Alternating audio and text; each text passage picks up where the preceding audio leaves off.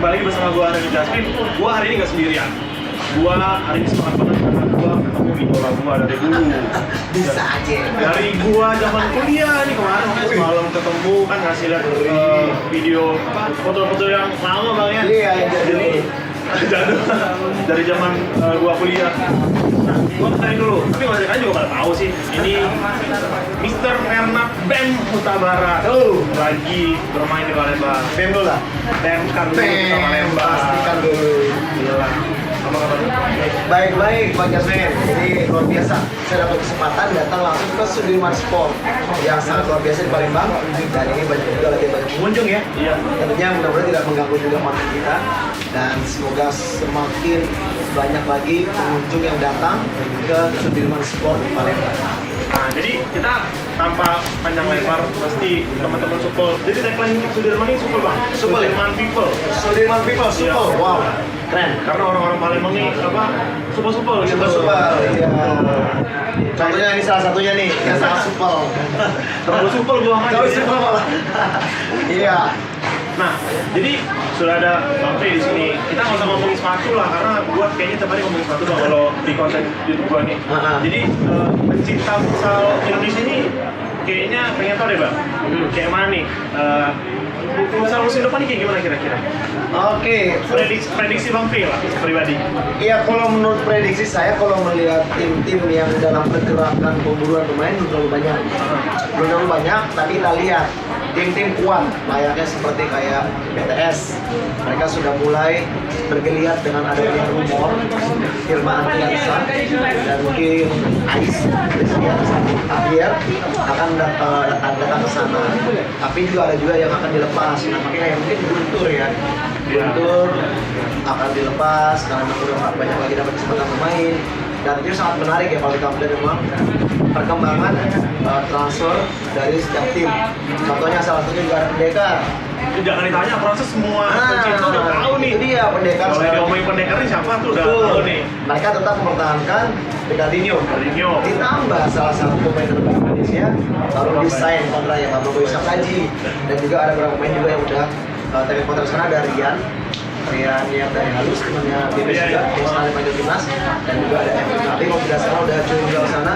Artinya sekarang ini seperti Pendekar pun mereka juga ingin berbicara banyak di musim kompetisi sekarang. Nah, untuk melihat bagaimana futsal yang memang saat ini menjadi fenomena yang cukup baik ya, dengan hadirnya banyak pemain dari Eropa, dari luar negeri yang berkualitas tentunya, juga dari Amerika Latin, dan kita berharap memang kompetisi ini bisa dikemas lebih baik lagi nih bro. Jadi maksudnya itu adalah agar juga semua tim ini bisa mendapatkan penghasilan dari dari kompetisi ini gitu kan. Karena kalau kita lihat memang akhirnya begitu jomplang.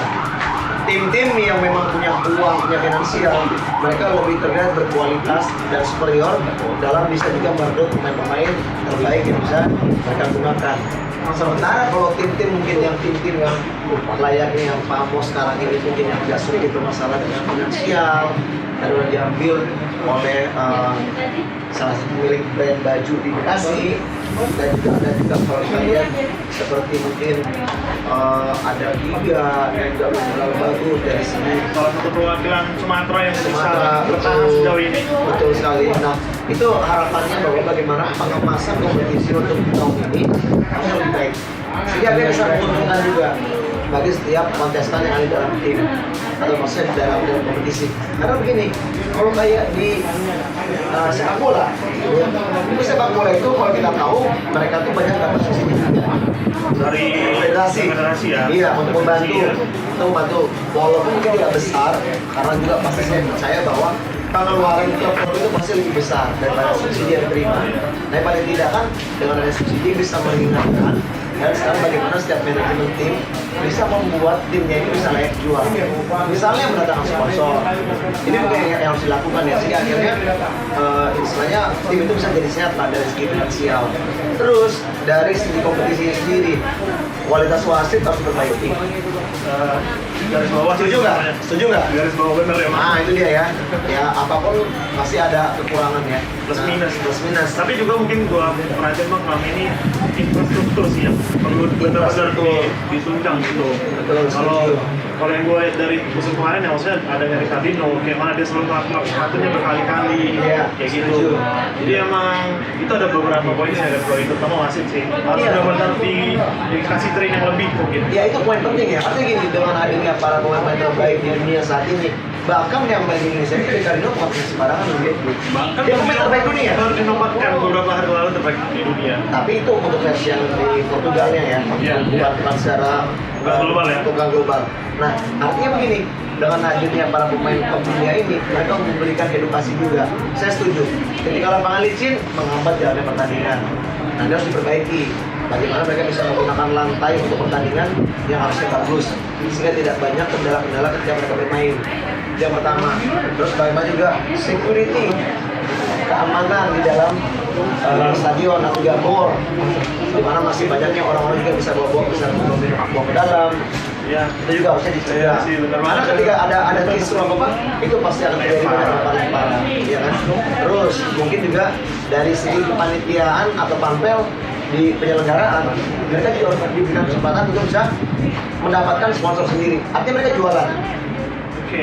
Paham nggak maksudnya? Inputan ya, maksudnya untuk si panitia itu sendiri ya. Betul. Jadi artinya begini, federasi memberikan kesempatan buat mereka untuk bisa menjual, membuat konsep sehingga mereka sebagai panitia mereka dapat pemasukan juga. Selain dari tiket penonton, mereka juga dapat dari sponsor yang mungkin sponsor itu pun juga bisa dibantu oleh federasi. Menurut gue ya, kenapa? Federasi ini link terbesar untuk para klub. Mereka mungkin punya perusahaan-perusahaan yang mereka ini mungkin bisa bekerja sama dan mereka bisa memberikan atau membantu agar proposal dari setiap klub yang jadi panitia pelaksana itu bisa diterima oleh para sponsor ini, sehingga akhirnya ketika pas mereka buat kompetisi di daerahnya mereka dapat bro. Benar-benar. Paham nggak maksudnya? Paham. Nah itu. Nah terus yang kedua harus ada namanya jenjang kompetisi. Itu yang sangat kurang sih di Indonesia. Let's say sekarang udah mulai bagus dengan adanya satu kompetisi full, iya kan? Iya. Tidak ada lagi namanya Final Four, walaupun sebenarnya kerugian ketika tidak ada Final Four ini yang namanya gairah pusat itu agak sedikit berbeda. Karena dulu kalau misalnya bilang ada Final Four, luar biasa penonton. Maksudnya gairah kita nonton pun maksudnya beda loh bang. Beda, sangat berbeda. Nah sekarang ini kan siapa yang terbaik di peringkat pertama dia langsung juara. Ya kan ini maksud perubahan yang berbeda banget. Nah kalau yang ditunjang dengan adanya tingkatan kedua, menurut itu lebih bagus. Kayak di sepak bola ini Liga 1, Liga 2, ada Liga 3. Nah sekarang ini futsal bisa bikin Liga 1 profesional, Liga 2 profesional. Dibikinlah mungkin 12 tim, ya kan? Jadi sehingga akhirnya SDM yang ada di Indonesia mereka semua dapat kesempatan bermain. Karena talentnya banyak. Banyak, Tapi wadahnya yang kurang. klubnya Iya. sedikit yang bisa bermain di profesional, ya kan? Terus pelatih ini pelatih itu banyak. Berapa setiap tahun itu ada namanya khusus pelatih. Artinya ketika cuma ada 12 tim Liga Pro, ini banyak banget pelatih yang nganggur bro. Apalagi kalau udah klub-klub ini memakai pelatih asing. Belum lagi ditambah pelajar asing benar. Itu dia. Jadi emang talenta tuh banyak, tapi emang klubnya sih sebenarnya bang ya. Betul. Tahu nggak bang kira-kira faktor apa sih mungkin yang membuat ataupun ya orang apa ya membuat klub di Indonesia tuh cuma 12 atau berapa? Sebenarnya kalau bicara klub banyak bro. Liga Nusantara aja banyak bro. Iya. Linus ini kan Kaminya apa yang buat? Kenapa sih apa emang dari federasi nggak boleh lebih gitu bukan masuknya? dari federasi nggak boleh. Kalau menurut gue ini sekarang ini justru malah konsep dari federasi mungkin menurut saya nih ya yang belum pas menurut saya. Kita ini ada 27 provinsi, benar ya? Benar. Indonesia ya? Iya, kan? Benar nggak? Benar. Saat ini Kurang lebih lah. kurang lebih lah kalau salah koreksi. Artinya begitu banyak sekali yang namanya SDM yang bisa digunakan termasuk klub-klub. Iya kan? Nah, wadah yang belum diberikan dari federasi ini membuat akhirnya tidak banyak klub bisa muncul. Kembali dari saya bilang nih, misalnya Liga 1 Pro 12 tim, bikin lagi Liga 2 Pro misalnya 12 tim atau lebih banyak, sehingga akhirnya banyak kompetisi yang bisa dilakukan di sana. Satunya lagi yang terakhir ada Liga Nusantara itu Liga 3-nya. Jadi setiap jenjang ini ada kenaikan-kenaikan. Jadi setiap tim dari Liga 3 naik ke Liga 2, mereka juga mempersiapkan tim yang kalau yang mereka mau untuk jenjang lagi lebih tinggi, mereka harus siapkan dari segi finansial. Ya, jadi lebih seru sih bang, ya maksudnya kayak di bola lah gitu. Iya. Kalau kita mendegradasi ke Liga 2, kalau di futsal jeleknya apa kalau udah kita degradasi udah down Ya, udah dan banyak down gitu. dan banyak juga klub yang setelah degradasi mereka nggak mau lanjutin lagi. Iya. Ini udah males gitu kan, udah males. Gitu. Kenapa sih harus start dari nol gitu ya mungkin ya bang ya? Benar, karena Pak harus dari nol lagi dan dia harus berjuang lagi untuk bisa masuk ke Liga Pro-nya. Nah kalau misalnya dia ada jenjang Liga 2-nya, dia akan kompetisi lagi langsung Liga 2. Artinya membuat mereka juga untuk bisa kembali ke Liga 1 yang lebih cepat gitu. Nah ini menurut saya mungkin yang bisa menjadi konsep baru bagi federasi untuk mereka bisa berubah gitu ya. Bukan ini bang ya, mudah-mudahan liputan. video kita ditontonin sama salah satu federasi ya mungkin didengarin nih masukan-masukan pencinta termasuk juga bang T, komentator dan juga anak analisis bisa dibilang awalnya analisis, pelaku besar juga, mantan pemain juga yang jelas idola gua dari kecil ya, gua nggak peduli yang lain bisa jadi gitu ya banyak sepeda. Jadi kalau buat pribadi ini memang sebenarnya kita bisa sebenarnya tinggal bagaimana bisa mengemas kompetisi yang lebih baik, karena menurut saya dengan kompetisi yang lebih baik itu akan bisa menghasilkan pemain timnas yang baik juga, tim nasional kita akan lebih baik. Setuju sih gua Gitu. mungkin bang Ya. juga sebelumnya mungkin beberapa bulan lalu bang ini jadi kepala asosiasi futsal Jakarta AFP ya. AFP ya tapi jadi sebenarnya senang sih maksudnya salah satu itu sih bang yang gua harapin di Palembang. Jadi salah satu penggiat futsal yang bisa duduk di federasi. Mungkin apa sih bang yang abang lihat di federasi futsal terutama Jakarta, karena bang ngurusin di Jakarta lah ya, karena ini kan kekurangan apa sih yang mendasar lah yang harus diperbaiki oleh AFP yang lainnya di kota-kota lain? Ya kalau saya sih menurut saya mungkin masalah regulasi lebih membaiki. Artinya gini, ketika kita sebagai orang yang juga dalam stakeholder organisasi olahraga apapun itu, ketika kita udah mengeluarkan regulasi, kita harus tanggung jawab dengan regulasi tadi. Jangan berubah-ubah. Komitmen ya bang ya. Komitmen harus dilakukan, konsistensi harus dilakukan. Karena apa? Kalau kita di Indonesia ini banyak sekali yang namanya tidak enakan. Itu yang menjadi masalah. Nah, contohnya, satu hal mungkin yang saya perbaiki misalnya ketika saya tunjuk jadi ketua MPI DKI. Kenapa DKI pelajaran penting lah? Kenapa DKI tidak lolos sampai ke PON yang lalu ke Papua? Oh iya. Tidak lolos DKI. Sebenarnya pertanyaan bagus bang, kenapa? Nah ini dia, saya belum di dalamnya dan saya melihat fenomena yang terjadi. Yang pertama, begitu banyak akhirnya kompetisi turnamen yang melibatkan banyak klub-klub atau juga daerah-daerah di sekitar Jakarta. Itu mereka tidak memperhatikan pembinaan untuk DKI sendiri. Oh jadi di DKI sendiri itu pembinaannya Kurang kalau menurut saya. Kenapa? Sekelas Jawa Barat aja, mereka punya kompetisi resmi. Liga futsal Jawa Barat Oh ada satu, tapi itu yang mungkin tidak tersalurkan di kota-kota lain. Nah iya, itu dia. Akhirnya kita lihat Jawa Barat kan mereka final di PON atas pembinaan yang mereka lakukan di klub. Nah di DKI itu nggak ada. Makanya kemarin ketika pada saat Liga Nusantara yang dilakukan di DKI, dan saya tahu bahwa ini adalah klub-klub memang yang nantinya akan bermain di Liga Pro. Saya membuat seleksi yang sangat ketat. Satu, klubnya harus berbadan hukum. Yang kedua, mereka pelatih-pelatih harus punya lisensi Langsung bang ya. yang memang sudah ditentukan. Karena apa? Jenjang mereka mau ke Liga Pro nih bro. Jadi kalau misalnya mereka lolos dari wilayah DKI, artinya mereka akan bermain di tingkat nasional.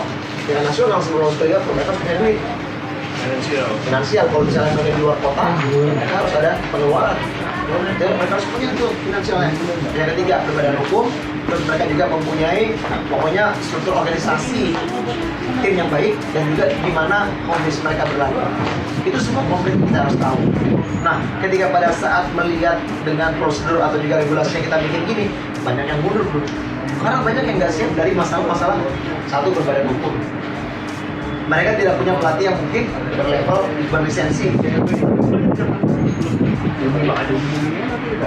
Banyak pelatih, tapi kadang-kadang klub-klub mungkin yang mau ikut-ikut kayak Liga Nusantara, mereka menggunakan pelatih bukannya dengan standar yang sudah kita tentuin. Mungkin ini balik-balik ke namanya finansial. Bisa, karena mereka punya finansial, mereka pakai yang tidak lisensi. Itu saya setuju. Nah, akhirnya ketika gue ubah ini semua, yang bisa lolos dari ketentuan yang kita bikin hanya 5 tim.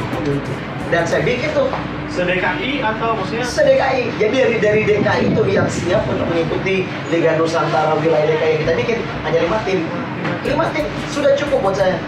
Yang penting kita udah menjalankan yang namanya program dari federasi untuk mengeluarkan satu tim perwakilan DKI lolos ke Liga Nusantara.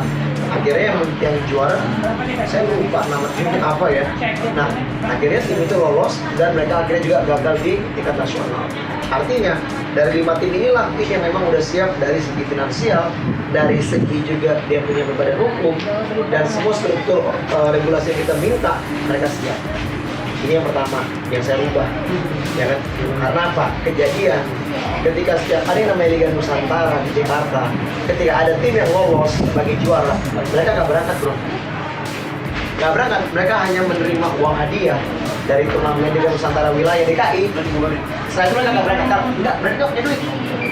Misalnya nasional yang dapat di Kalimantan, dapatnya satu di Jawa Barat, mereka nggak punya duit. Artinya apa? Memberikan kesempatan untuk yang peringkat kedua berangkat. Peringkat kedua juga nggak mau berangkat juga karena faktor mendadak. Kita nggak bisa, kita nggak siap dari finansial. Nah akhirnya itu kejadian dan kayaknya itu merupakan problem yang problem di semua daerah ya rupanya. Aku kira ini cuma problem di sini doang gitu, maksudnya kira bakal kita lihat kayak turun di Jawa dari Jakarta, dari Jabar ya, banyak banget ya. Kalau Sumatera kita bisa bilang banyaknya dari Medan, salah satunya, dan juga Padang lah, Rafeli, Pak Haji kan, rupanya ribet juga bang, terus usaha walaupun sudah berjalan. Betul, gitu. Itu nggak gampang. Yang bikin ribet itu kalau kita punya regulasi. Tadi yang saya bilang tadi, kalau kita punya regulasi, kita bisa jalankan dengan baik. Suka dan tidak sukanya yang namanya orang-orang pemilik klub itu pasti akan terjadi bro. Nggak mungkin aturan kita bikin membuat semua orang suka. Tapi itulah tanggung jawab yang harus saya lakukan. Terus sekarang yang kedua, saya bikin yang namanya kompetisi khusus pemain yang ber-KTP DKI. Mencari talent Untuk asli ya. untuk PON. Untuk PON. Kenapa? Ketika pada saat kita tidak lolos ketika kemarin yang waktu pada saat kualifikasi PON di Jawa Barat, itu ada 3 pemain DKI yang ternyata KTP yang sebelumnya mereka adalah wilayah dari Jawa Barat. Coba gue punya pertanyaan. Ini mungkin pertanyaan terakhir bang karena durasi kita. Iya siap. Panjang kalau mau ngomong kita harus 2 episode. Jadi pertanyaan gue cuma ini bang. Iya. Problem yang sama dihadapi juga di sini. Kayak gimana menurut bang Tin ya? Ini pribadi aja nih. Iya. Kayak gimana menghindarin klub-klub lokal lah ya? Menghindarin supaya mereka tuh nggak nyari pemain dari luar. Kenapa sih pemain lokal tuh nggak dipercaya? Gue ngomongin Palembang ya karena gue stay di sini dan gue tahu isunya di sini apa. Kenapa sih klub-klub daerah tuh harus cari pemain dari Bekasi, harus cari paketan dari Bandung? Padahal talenta lokal banyak. Dan juga mereka tuh berani bang bikin KTP baru. Jadi gue nggak usah ngomong dari karena udah ngomong ditahan. Jadi apa mungkin ada tips nggak bang yang bisa atau mungkin apa sih yang kepikiran dari bang untuk menghindari hal-hal kayak gitu? Iya, satu kembali masalahnya adalah kepada AFP-nya. AFP di Sumatera Selatan ini Sumsel ya. Mereka harus mempunyai regulasi yang benar. Mereka yang bisa memberikan edukasi kepada klub-klub pembina-pembina futsal untuk melakukan mungkin aturan yang mereka lakukan yang mereka minta. Itu yang pertama. Yang kedua, bisa bikin event-event misalnya turnamen-turnamen bagi IO mengadakan misalnya open turnamen dengan pemain bebas mau dari Jakarta dari mana itu nggak apa-apa. Tapi itu untuk mengangkat yang namanya atmosfer futsal di Palembang. Ya Palembang. Sumsel sekitarnya lah, untuk bergairah, ya kan. Nah yang ketiga, bikinlah kegiatan event-event mungkin yang memang hanya melibatkan hanya putra daerah Sumatera Selatan. Itu harus dibikin, sehingga akhirnya apa? Akan banyak bermunculan dan kalau bisa kompetisi ini harus rutin. Misalnya di sini Palembang Kota misalnya ada Muara Enim, ada di mana segala macam. Nah bikinlah kompetisi wilayah Sumsel ini yang memang harus menggunakan KTP-nya asli. Bikin kayak gitu. Gua setuju banget sama Oke. Jadi kita harus tetap percaya sama local talent bang. Iya dong, daerah penting. Daerah karena Palembang selain Jaya Mani gitu udah nggak ada lagi. Palembang udah kering kalau gua bisa bilang. Jadi mungkin kita break dulu bang. Oke, Beb. Terima kasih Goki udah mampir ke Sudirman Sport karena kita acara penting ini ada di video sebelumnya. Keseruan kita di acara Kondusive Futsal Academy Blues Palembang. Jadi sekian video kita dari sorry maksud gua video gua dan Bang Ray. Jangan lupa subscribe YouTube channel Sudiro Mas Palembang dan nonton terus kita. Gua Jasmine dan Enak Mr. Ben, udah lah. kita pamit undur diri. See you on next video. Bye.